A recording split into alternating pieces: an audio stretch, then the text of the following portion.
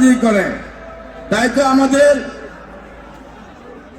শহীদ রাষ্ট্রপতি জিয়াউর রহমান কি বলেছিলেন, ব্যক্তি চাইতে দল বড়, দলের চাইতে দেশ বড়, বলছেন কিনা?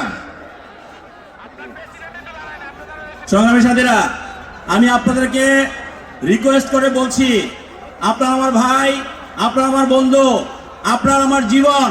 আমি একটা কথা বলি, চেয়ারম্যান সাহেব যখন আসবে আমরা যে যেখানে আছি সেভাবে থাকবো, হাততালি দিব, স্লোগান দিব চেয়ারম্যান নামে।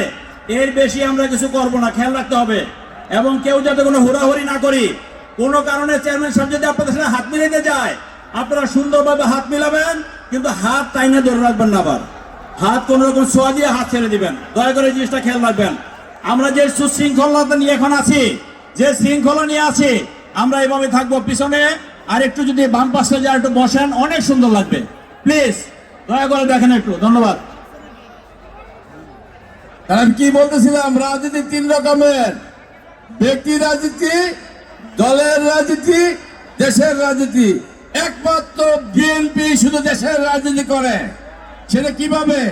শহীদ রাষ্ট্রপতি জিয়াউর রহমান বলেছেন, ব্যক্তি চাইতে দল বড়, দলের চাইতে দেশ বড়। আর আমাদের নেত্রী খালেদা জিয়া কি বলেছেন, বিদেশে আমার কোনো ঠিকানা নাই, এই দেশে আমার লাস্ট ঠিকানা। বলছে কিনা?